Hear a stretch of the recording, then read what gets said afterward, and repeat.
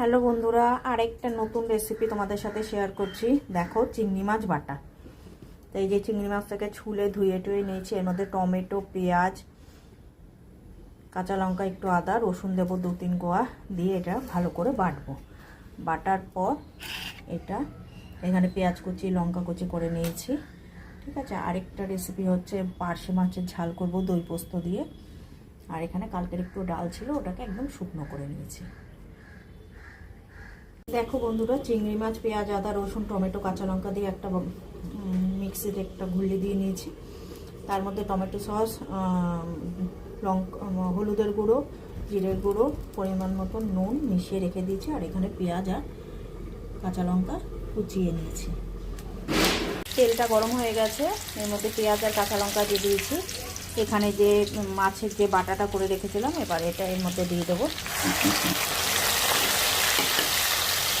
ভালো করে নাড়বো চাড়বো।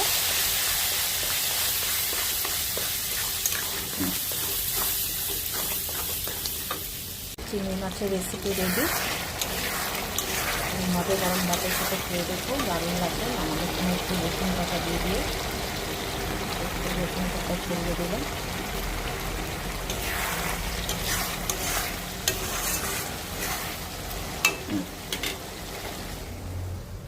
যদি তোমাদের ভালো লাগে রেসিপিটা, তো প্লিজ শেয়ার করে দিও, কমেন্টসে অবশ্যই জানিও।